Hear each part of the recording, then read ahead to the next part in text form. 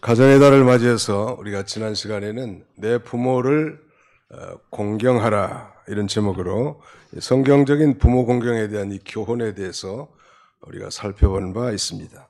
자녀된 이 성도가 부모님께 대해서는 주님 안에서 순종하라고 우리가 배웠고, 그러나 이 공경하는 면에 있어서는 조건 없이, 즉 무조건 이 공경하라고 했습니다. 이렇게 부모 공경을 잘한 효자 효녀들에게는 하나님께서 영육간의 번영과 장수, 형통 이런 축복을 약속하셨습니다. 자, 오늘 이 가정의 달리 세 번째 시간인데요. 가정에서 가장 중요한 부부, 즉 아내와 남편의 행동 원리에 대한 이 성경적 가르침은 무엇일까요? 이 자리에 많은 분들이 벌써 홀로 돼서 부부에 대한 이 성경적 교훈이 이제 불필요하다고 생각되신 분들도 계실 것입니다. 그러나 육신적으로는 그렇다 할지라도 이러한 진리는 우리가 영적으로는 우리 성도는 그리스도를 신랑으로 모신 신부로서 성숙한 영적 연합의 삶의 비결이기도 합니다. 뿐만 아니라 우리 자녀손들의 가정과 우리 교회 안에 이 젊은 부부들의 가정들이 성경대로 잘 살도록 기도해주고 또 격려해 줄 수 있다면 오늘 이 성경적 부부의 행동 원리는 결코 남의 얘기가 아니라고 사료됩니다. 자, 그렇다면 이 본론적으로 성경적인 부부의 행동 원리에 대한 성경의 가르침은 무엇일까요? 자, 오늘 우리 주보 순서지 가운데쯤 보시면 오늘의 말씀 요약이 있는데요. 성경적인 부부의 행동 원리에 대한 성경의 가르침이 뭔가?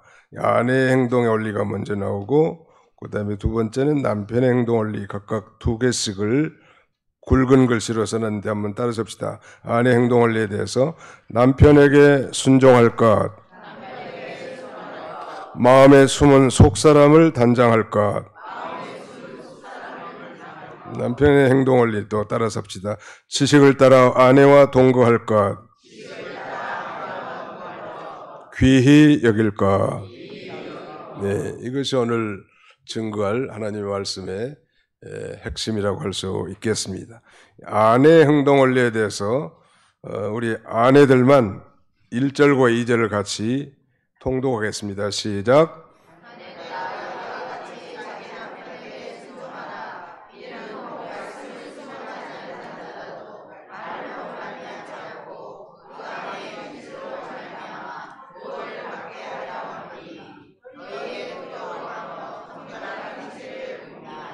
네, 초대교회 당시에는 오늘날처럼 이 불신 남편을 둔, 즉 믿지 않는 남편을 두는 여자 성도들이 많았던 것 같습니다. 그래서 이 신앙생활과 가정생활의 조화를 이루지 못하는 게 큰 문제였는데, 동시에 이 기독교의 가르침을 제대로 이해하지 못해서 부인이 남편에게 잘 순종하지 못한 경우도 있었던 것 같습니다. 여기에 대해서 베드로는 이 가정 내에서 부부가 어떻게 행동해야 되는지 부부간의 행동 원리를 가르쳐주고 있는데, 가정에서 남편에 대한 아내의 이 성경적 행동의 원리 그 첫 번째는 바로 남편에게 순종하라는 것입니다.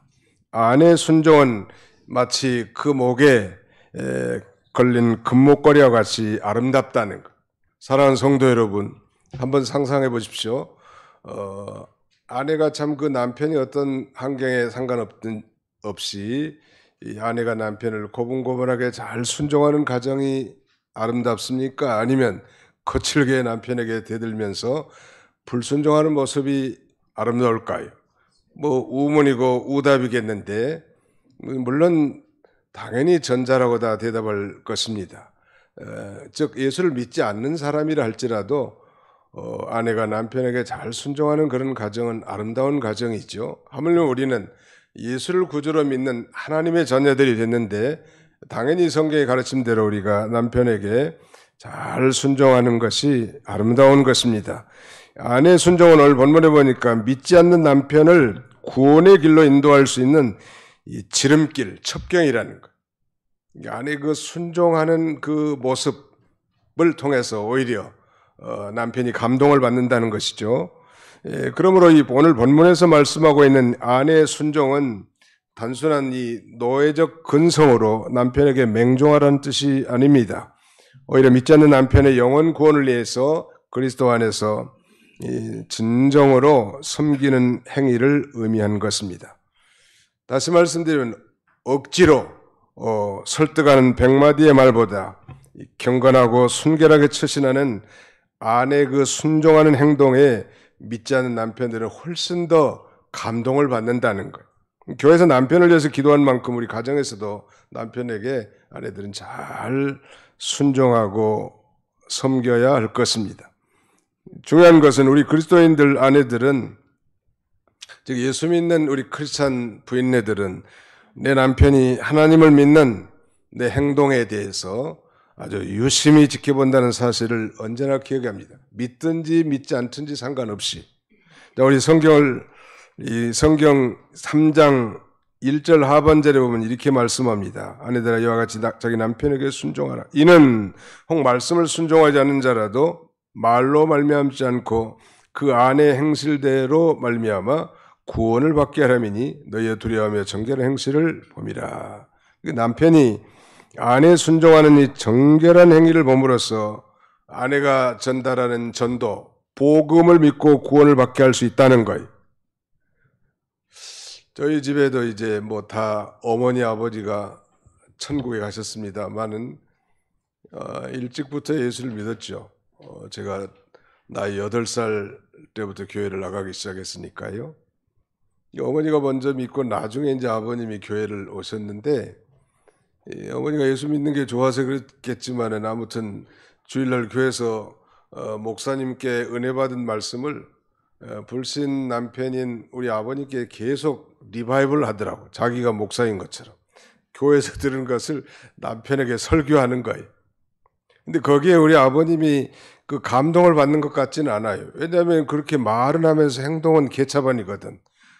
오늘 성경대로 참으로 남편을 순종했더라면 오히려 내 아내가 교회 나가더니 저렇게 변화됐구나, 나도 한번 나가보자, 이런 그 감동을 받아야 되겠는데, 그렇지 않은 상태로 설교만 하니까 감동은커녕 오히려 불신을 더 조장하게 되는 것이죠. 이 남편은 아내 순종하는 정결한 행위를 봄으로써 이렇게 영향력을 받게 되는 것인데, 솔로몬은 그가 쓴 그 잠언에 이렇게 말합니다. 어진 여인은 그 지아비의 멸류관이나 욕을 끼치는 여인은 그 지아비의 뼈가 썩음 같게 하느니라, 이렇게 말합니다. 어진 여인과 욕을 끼치는 여인을 이렇게 대조시키면서, 어진 여인, 정말 예수를 믿고 하나님을 아버지라고 부르는 크리스찬 부인네들이야말로 그 지아비, 남편의 멸관같이 아름다운 것이지만 그 반대는 그 지아비의 뼈가 썩음 같게 하느니라. 또 다른 성경에 보면 다투는 여인과 함께 사는 것보다 움막에서 혼자 사는 것이 더 나으니라 라고도 말하죠. 자, 우리 성경을 나오는데 아닙니다. 오늘 본문 1절로 2절의 내용을 아가페 출판사에서 발간한 그 쉬운 성경에는 이렇게 쉽게 설명하고 있습니다. 이와 같이 아내들은 남편에게 순종하십시오. 그러면 하나님을 멀리하고 그 말씀에 기울이지 않던 남편들도 아내에 순종하는 모습에 의해 하나님을 믿게 될 것입니다. 억지로 설득하려는 100마디의 말보다 온전한 행동이 남편을 감동시킬 것입니다. 남편들은 여러분이 하나님을 경외하며 깨끗하게 살아가는 것을 지켜보고 있습니다. 우리 아내들이 한번 새길 말이죠. 나는 내 아내 때문에 교회 안 나갈 거야. 나는 우리 시어머니 때문에 교회 안 나갈 거야. 왜냐하면 시어머니가 예수 믿고 천당 가면 또 거기서도 만날 수 있으니까. 이렇게 된다면 복음이 가려지지 않겠습니까? 내 아내 때문에 내가 교회 한번 나가야 되겠다고. 그렇게 변화돼서 정말 신실하게 충성하는 수많은 크리스찬들이 많죠. 아내 때문에 교회 나간 사람들. 아내의 그 신앙적 정결한 행위와 순종의 행위를 감동을 받고 교회 나와 열심을 품는 사람들이 너무나 많다는 거예요. 사도 베드로는 아브라함의 아내 사라를 믿음의 어머니라고 설명하면서 아내들이 이 아브라함의 아내 사라의 순종의 모본을 따를 걸 강조합니다. 5절로 6절을 같이 한번 읽읍시다. 5절 6절 시작. 전에 하나님께 소망을 두었던 거룩한 부녀들도 이와 같이 자기 남편에게 순종함으로 자기를 단장하였나니 사라가 아브라함을 주라 칭하여 순종한 것 같이 너희는 선을 행하고 아무 두려운 일에도 놀라지 아니하면 그의 딸이 된 것이니라. 아브라함이 하나님의 명령을 따랐습니다. 그는 당시에 아주 유명한 이 바벨론, 즉 갈대아라고 하는 지역의 번창한 도시 우르라고 하는 유명한 도시에서 살았는데 하나님의 명령을 따라 본토와 친척 그리고 아비집을 떠나 갈 바를 알지 못하고 하나님의 명령을 따라 믿음으로 순종해 나갔다는 말. 가는 길에 얼마나 놀랄 만한 일, 두려워하는 일들이 엄청 많았음에도 불구하고 그 안에 사라가 남편의 믿음의 본을 쫓아 순종의 길을 걸어갔는데 여러분의 아내들도 아브라함의 아내처럼 어떤 놀랄 만한 일, 두려울 만한 일, 고난과 역경의 인생의 여러 가운데서도 잘 순종하시기 바랍니다. 그런 교훈을 주고 있습니다. 그래서 사라와 같은 순종의 길을 걸어간다고 하면 사라의 딸이라고 이렇게 설명하고 있습니다. 그러면 이 세상에서 가장 행복한 아내는 남편에게 순종하고 남편을 존경하는 아내. 제가 질문 하나 할까요? 이 세상에서 가장 행복한 아내는 누구일까요? 한 3가지 정도 해볼 테니까 여러분이 답변하세요. 1. 엄청난 재력을 가진 아주 백만장자의 남편. 2번째, 세상 권세를 가진 아주 존귀한 남편. 3번째, 현재 합법적으로 결혼한 내 남편. 3남편 중에 어떤 남편이 가장 훌륭한 남편이에요? 묻는 사람이 참 무식한 사람이지. 그걸 질문이라고. 예. 자기 남편을 순종하고 남편을 존경하는 아내가 행복한 남편. 사탄은 그렇게 말하지 않죠. 그러니까 역설적으로 말한다면 이 남편을 존경하면 아내는 사랑을 받습니다. 남편은 존경을 먹고 사는 존재, 인정 욕구의 심리가 있다는 말. 그 반면에 아내는 사랑을 먹고 사는 존재이죠.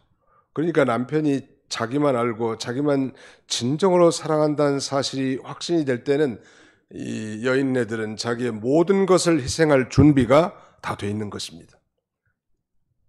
내 남편은 나만 사랑하고 그 중심에 나밖에 없다고 생각한다면 그렇다네. 남편은 정말 그 아내를 통하여 적어도 가장 가까운 이웃인 아내를 통해서 존경받고 인정받는다면 그 어떤 어려움도 다 극복해 나갈 수 있는 거죠. 웃긴 얘기지만 아무튼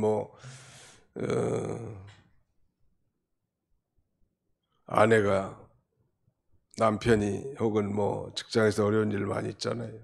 여보 나 너무 힘들어. 그러면 이제 부인이 어떻게 해야 될까요? 얼마나 힘드냐고 집에서 집안일하고 애들 거두냐고 너무 힘들겠다고 고맙다고 이렇게 하면 다 녹아져 버릴 건데 여보 나 힘들어 남편이 그런데 아내가 나는 더 힘들어. 내가 애를 키우고 집안일 소지하는데 얼마나 힘든 줄 알아? 밖에 나가는 건 차라리 편안하지. 사실이건 사실이지만 그렇게 말하면 그 행복한 가정이 될 수 없겠죠. 또 그 반대도 마찬가지 같아요. 아내가 여보 나 너무 힘들어요. 그러면 얼마나 힘드냐고 남편이 이렇게 위로해 줘야 될 것 같는데 나도 더 힘들어. 직장에 상사를 모시고 정말 월급은 그냥 이 가져온 줄 알아? 내가 우리 식구들을 먹이라고 땀 흘리고 피땀 흘리고 이렇게 수고 많이 하는데 당신은 그것도 몰라주지? 라고 말한다면 그 행복한 가정이 될 수 없겠죠. 남편을 존경하고 순종한 아내가 결코 자존심이 무너진 것이 아니고 행복하고 사랑받는 조건이 될 수 있다는 것. 믿으시면 아멘 합시다. 그 다음에 우리 아내로서는 남편에게 순종할 뿐만 아니라 2번째는 마음에 숨은 사람을 즉 마음에 숨은 속 사람을 단장하라는 거예요. 이건 자기 외모보다는 내면을 더 중시하라. 즉 영혼을 아름답게 단장하라는 것인데 진정한 아름다움은 내면의 아름다움에서 나오는 것이죠. 그래서 본문에 있는 대로 마음에 숨은 속 사람을 잘 단장하라는 것입니다. 그렇다고 뭐 성도가 외모의 아름다움을 가꾸는 것이 언제나 잘못된 건 아니죠. 다만 사치하는 심리로 내면의 아름다움을 꾸밀 줄은 전혀 의식도 못한 채 외모만을 꾸미는 것을 경계하는 것입니다. 중요한 거죠. 우리 한국에는 특별히 뭐 성형의 천국이다 이렇게 소문이 나 있는데 뭐 젊은 사람들도 요새 그런데 너 쌍수했어? 그런데 쌍수. 고영희 집사님 쌍수가 뭔 줄 아세요? 쌍꺼풀 수술해 준 말이야. 뭐 쌍꺼풀 수술 정도야 돼 기본 아니. 눈썹 문신하는 거. 우리 교인들도 상당히 많은 것 같아. 나는 상당히 눈을 예리하거든 눈이. 저 사람이 쌩얼인지 아니면 다른 뭐 화장을 했는지 안 보려고 해도 보이는데 어떻게 할 거예요. 내가 말은 안 하지만 물론 그렇게 자신의 부족한 부분을 컴프라치하고 보완하는 건 뭐 나쁜 건 아니죠. 그러나 우리 믿는 사람들이 내면의 아름다움을 추구하는 것을 전혀 방관시하면서 껍데기만 꾸미는 것을 경계하는 말씀이라고 할 수 있겠습니다. 아름다운 여인이 삼가지 아니하는 것은 마치 돼지 코의 금고리 같으니라. 이 내면의 아름다움은 그건 신물나지 않아요. 연예인들이 이혼을 많이 하는데 보통 한 2년씩 살고 왔더만. 다 그런 건 아니지만 일반적으로 가장 많이 하는 게 한 2년. 그러니까 아무리 예쁘고 매력 있는 여성과 산다고 해도 한 2년 지나면 그 아마 매력이 떨어진 모양이에요. 왜? 외모만 보고 결혼했으니까. 정말 그 숨은 사람, 마음에 숨은 속 사람의 그 아름다움, 그 여자의 그 정결한 행위, 순종하는 모습, 겸손함 이런 것들은 평생 지속될 수 있고 정말 영원한 아름다움이라고 할 수 있을 것입니다. 이 땅을 나그네로 살아가는 우리 그리스도인 여자들은 겉치장만 하지 말고 내면을 치장해야 된다는 진정한 아름다움은 또 진정한 자부심은 온유하고 안정된 심령에서 우러나오기 때문입니다. 거기 그렇게 돼 있잖아요. 온유함, gentleness, 안정한 심령, quiet spirit 두 가지란 말. 그러나 우리 교회 안에서마저 이제 세상이 강조하는 그 외모 지상주의가 팽배하지 않은지 우리 자신들 한번 되돌아봐야 돼. 아름답게 가꾸고자 하는 것은 우리 여인들의 본능이지요. 사실 가꾸지 않는다는 건 참 그건 더 미련한 행위라고 할 수 있겠지만 그러나 우리는 마음에 숨은 속 사람을 잘 단장해야 하고 또 하나님께 소망을 두고 사는 모든 믿음의 우리 선배 여자들은 한결같이 내면을 단장했는데 특별히 자기 남편에게 잘 순종하면서 살았고 이런 섬김이 오늘날에도 남편에게 주는 가장 강력한 무기라는 것. 즉 남편에게 감동을 주는 가장 강력한 무기. 남자들이 제일 무서워하는 여성이 어떤 여자냐면 말을 하지 않는 여성이. 말을 안 하고 있으니까 그 속을 어떻게 알겠냐는 말이에요. 그러니까 말을 많이 하는 것이 좋은 건 아니에요. 아무튼 오늘 우리가 사라처럼 남편을 주라고 부르면서 순종해 보시기 바랍니다. 우리 집사람 카톡에는 제 별명을 주인 양반이라고 이렇게 했더라고요. 저는 님자 이렇게 해놨습니다. 주인 양반은 주인 양반이라는 얘기 아니에요. 나를 종종 주인같이 대접하지 않을 때가 있는 것 같더라고. 뭐 항상 그런 건 아니지만 아무튼 아브라함을 사라라고 하는 이 부인은 자기 남편 아브라함을 주인 양반, 주인이라고 이렇게 여기고 그 가는 거 믿음으로 가는 길에 얼마나 험악한 인생길이 있었겠냐는 말이에요. 두려워할 만한 일 엄청 많았을 거라고. 한 번도 가보지 않은 길인데 남편이 가니까 아내가 안 따라갈 수가 없단 말. 그런 가운데서 잘 순종하면서 따라가는 것처럼 그렇게 순종하면서 살라는 것이고요. 그렇다면 우리 마음에 숨은 사람, 즉 속 사람을 어떻게 단장해야 할까? 두 가지, 온유함과 안정한 심령으로 치장하라는 거예요. 온유함이라는 말은 영어로는 gentleness라고 하는데 이건 부드러움을 가리킵니다. 부드러워야 돼. 여성 동지들은 좀 부드러워야 돼. 제일 흉물스러운 건 남자가 여자 같고 여자가 남자 같은 거. 저는 뭐 개인적으로는 다 그런 건 아니겠지만은 저는 개인적으로 그 여성 보디빌더 이게 아름답지가 않더라고. 여자가 뭐 이렇게 와가지고 자랑하는데 뭐 몸이 약해가지고 건강을 위해서 하는 거야. 우리가 판단할 수 없겠지만은 남성이 그 보디빌더들은 좀 이해가 좀 되는데 여성 보디빌더들은 제 사견이에요, 그건. 여성은 아무튼 좀 부드러운 것이 아름다워요. 말에 있어도 좀 그 부드러운 게 좋습니다. 성경은 예수님께서 이 산상수훈에서 온유한 자가 복이 있나니, 온유한 자는 복이 있나니 저희가 천국의 기업을 이어받을 것이며 라고 이렇게 가르치고 있습니다. 특별히 말과 태도와 마음이 부드러워야 된다는. 두 번째, 안정한 심령, 즉 정숙한 마음을 가지라는 거예요. 예수 믿는 사람이니까 늘 기도하고 조용히 하나님과 영적으로 교통하고 하나님 안에서 살 때 마음이 안정된 심령이 돼. 엄마가 불안하면 자식들이 다 불안한 거예요. 특별히 이 태중에 있는 아이들, 임신한 산모들에게 있어서는 절대적이죠. 엄마가 불안하면 안 된다. 엄마가 안정된 심령으로 있어야. 남편이 불안해가지고 호들갑 떨어도 아내가 그 안정된 심령으로 위로할 수 있어야 돼. 남편이 한마디 하면 자기는 10마디 하고 조금 뭐 불이 붙었는데 아주 불 질러 집에다가. 그런 집은 행복할 수가 없겠죠. 그렇다면 우리 남편들은 어떻게 행동해야 될까? 우리 남성 동지들만 7절 다 같이 한번 읽어보겠습니다. 여성들이 읽으면 안 됩니다. 7절 시작. 남편들아 이와 같이 지식을 따라 너희 아내와 동거하고 그를 더 연약한 그릇이요 또 생명의 은혜를 함께 이어받을 자로 알아 귀히 여기라. 이는 너희 기도가 막히지 아니하게 하려 함이라. 남편의 행동 원리는 두 가지. 지식을 따라 아내와 동거하고 두 번째는 아내를 귀히 여기라는 사랑하라는 것입니다. 이 지식을 따라 아내와 동거하라. Deal with them with understanding. 아내를 잘 이해해주고 돌봐주며 살라는 거예요. 남편이 아내에 대해서 무슨 지식을 가져야 할까요? 두 가지를 7절에 설명하는데 첫째는 그를 더 연약한 그릇이요 그랬는데 아내는 남편보다 더 연약한 그릇입니다. 두 번째 생명의 은혜를 함께 이어받을 자로 알아 그랬는데 아내는 생명의 은혜를 함께 상속받을 co-heir 즉 공동 상속자라는 말.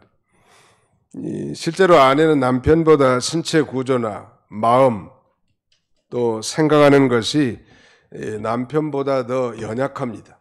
남편도 연약하지만 아내는 남편보다 더 연약한 자야. 아무리 큰 소리 꽥꽥 질러도 더 연약한 존재가 아내.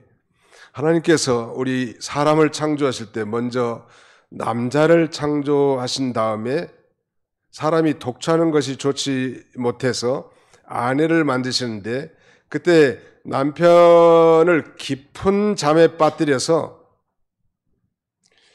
갈빗대 하나, 24개 중에 하나인 갈빗대 하나를 취해서 아내를 만듭니다.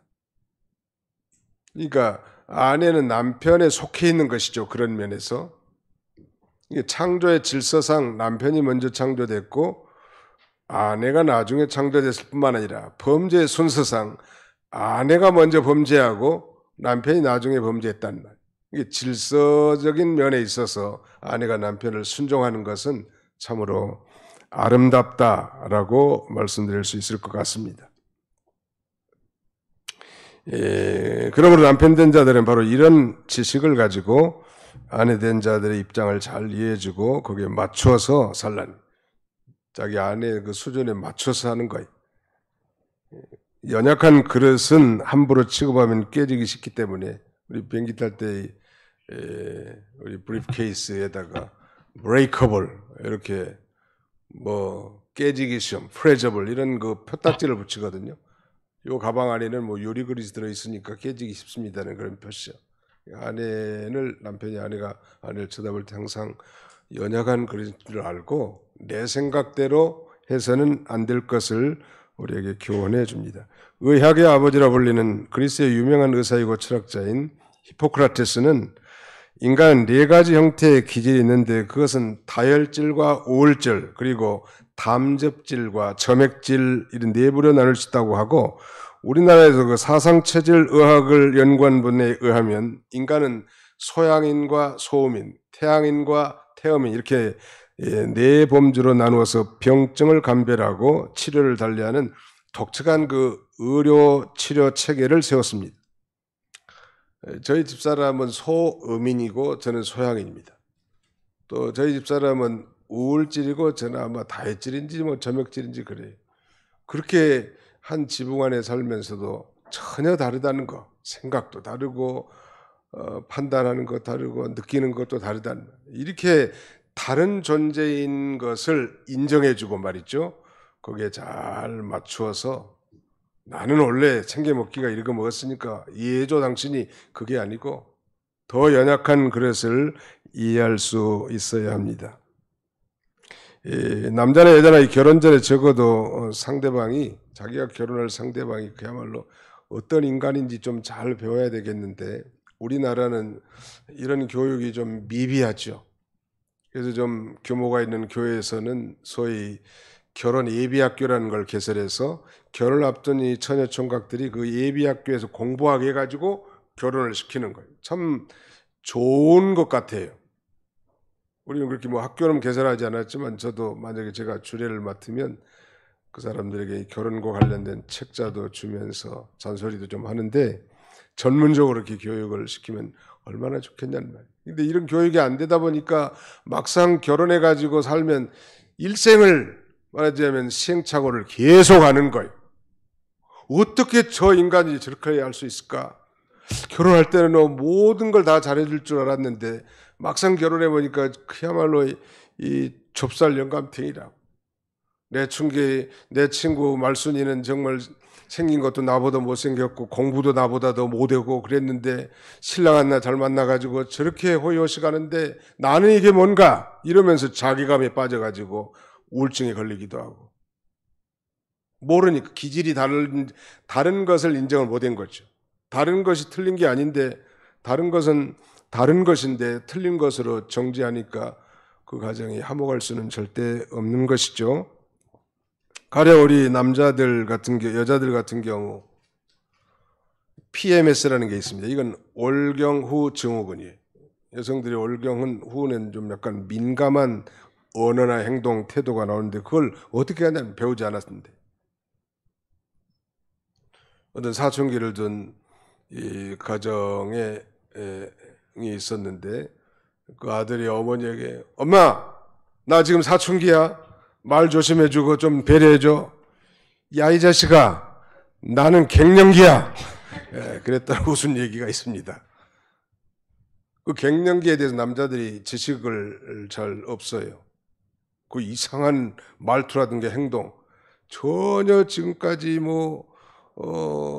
보지 못했고 느껴보지 못했던 언어나 과격한 행동 이런 걸 실제로 하는데 그걸 어떻게 받았냐면 여자가 정말 이제 나한테 정이 떨어졌는가 이렇게 생각하고 오해하는 수가 있는데 한 시간만 제대로 배우고 인식을 했더라면 그런 시행착오는 줄일 수 있지 않을까요?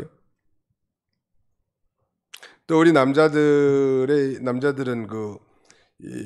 어떤 일에 대한 결과를 중시합니다. 즉 결과지향적입니다. 또 우리 이 남자들은 시각이 특별히 발달돼 있어요.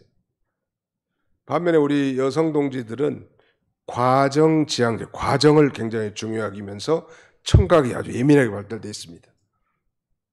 여자들이 이 얘기 잘 듣잖아요. 촉이 예민하다고 여자들이.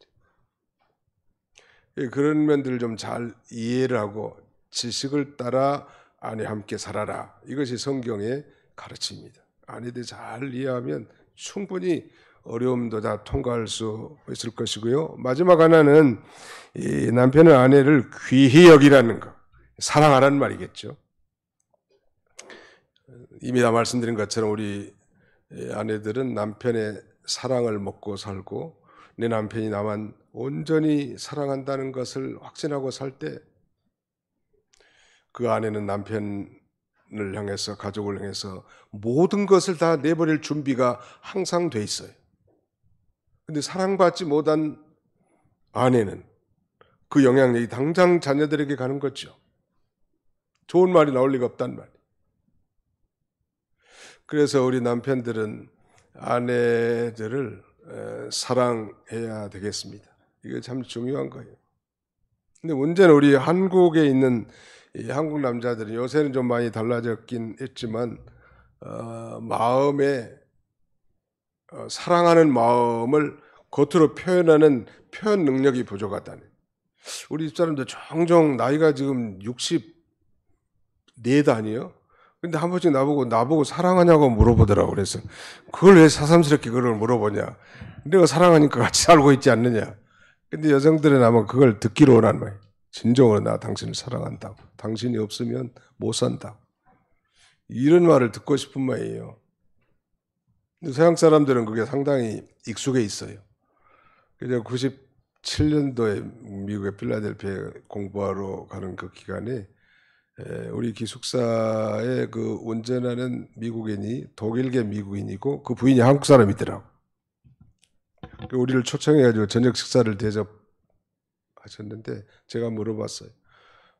너는 네 부인을 얼마나 자주 사랑한다고 말하냐 하루에. 그러니까 한 7번 정도, 6 내지 7번 정도 하루에 표현한다고. How many times do you express to your wife, I love you? 이렇게 네 부인에게 내가 너를 사랑한다고 하루에 몇 번 말하냐고. 7번 말한다. 우리 한국 남자 같으면 질려버리겠죠. 잡은 고기면 어디 가겠어? 밥도 안 줘, 잡은 고기는. 이게 참 잘못된 거죠. 진정으로 남편 아내를 사랑할 때 존경을 받습니다. 또 아내는 남편을 존경할 때 사랑을 받습니다. 이것은 순서가 없어요. 자기에게 해당된 것만 하면 되는 거예요. 아니 당신은 예수 믿고 집사가 됐는데 아내를 사랑하라고 분명히 성경에 그랬는데 왜 나를 사랑하지 않느냐고. 아니 그 반대로 아내는 남편은 아내가 남편을 내게 순종하라고 했는데 왜 내게 순종하지 않느냐고. 그럴 권한이 우리에게는 없어요. 자기 할 것만 하면 돼. 남편은 아내를 진정으로 사랑하고 그다음에 아내는 남편을 진정으로 순종하고 존경할 때 행복한 가정을 우리가 이룰 수 있겠습니다. 매년 5월 21일이 부부의 날이죠. 부부의 관계의 그 소중함을 일깨워주고 화목한 가정을 일고 가자는 취지로 제정된 법정 기념일입니다. 이번 주 토요일이 5월 21일이죠. 말하자면 부부의 날이라는. 부부의 날 제정 움직임은 1995년 경남 창원에서 권제도 목사님 부부에 의해서 시작된 것인데 기독교를 중심으로 기념일 제정운동이 시작되다가 2007년 세계 최초로 법정 기념일로 5월 21일을 부부의 날로 이렇게 정했습니다. 왜 5월 21일인가? 둘이 하나가 되는 날이다 해서 21일을 책정한 거예요. 알버트 슈버이처 박사는 자기가 유명해진 것은 일생 동안 함께 살고 내조해진 자기 아내 헬레나 브라스라의 절대적인 공로라고 회고합니다. 남편의 성공과 실패의 90%는 아내의 내조에 달려있다고 말하는데 이걸 통계로서 증언한 사람이 있는데 이 부부간의 키스는 모든 환란에서 부부를 벗어나게 한다는 것입니다. 남편이 출근 시 아내와 포옹하고 입맞춤을 잊지 않는 부부는 큰 변화가 일어난다고 하는데 통계에 의하면 아침에 나서면서 아내를 포옹해주고 키스하는 사람은 그렇지 않는 사람보다 평균 수명이 5년은 더 오래 산다고 하고요. 자동차 사고도 현저히 적고 출근율도 좋고 수입도 25%나 증가한다는 뭐 들은 얘기지만 아무튼 좋다는 것은 확실한 것 같습니다. 그만큼 이 부부 관계는 너무 중요한 것 같아요. 우리 오늘 이 사회가 이렇게 파괴되고 정말 한숨을 쉴 수밖에 없는 것은 이 부부의 이 가정의 문제로부터 발생된다고 할 수 있습니다. 오늘 이 5월 가정의 달을 맞이해서 특별히 성경에서 교훈하고 가르친 이 부부의 행동 원리를 잘 다시 한번 새기고, 내가 직접 해당되지 않는다 할지라도 이를 위해서 기도해주고 아름다고 이 복되고 행복한 가정을 꾸리시는 그런 저와 여러분들이 다 되시기를 주님의 이름으로 축원합니다. 기도하겠습니다. 기도합시다. 영원히 영광 중에 홀로 살아계셔서 우리 모든 인생들의 생사화복을 주관하시는 살아계신 전능하신 우리 아버지 하나님, 오늘도 좋은 일기를 주시고 사랑하는 성도들을 불러 모아 이 시간에 함께 예배하게 하심을 감사합니다. 저 십자가의 깃발 아래 아버지 주께서 흘리신 그 보혈의 공로에 의지하여 우리가 약하고 추하지만 주님 앞에 나와 정결함 얻고 하나님 앞에 신령과 진정으로 영과 진리로 하나님 앞에 예배하게 하심을 진심으로 감사하옵고 감사를 드립니다. 자비로우신 우리 아버지 하나님, 우리가 남편 된 자로서 아내 된 자로서 마땅히 어떻게 살아야 될지를 알면서도 행하지 못한 것과 아버지 알지 못해서 함부로 행했던 것들을 진정으로 회개하고 우리 자신들에게 해당되는 이 성경적 행동 원리를 마음에 깊이 새겨서 참으로 아름다운 가정을 이루어 자자손손 대대로 하나님의 축복을 받는 아름다운 가정들이 다 되게 하여 주시옵소서. 예수님의 이름으로 기도하옵나이다. 아멘.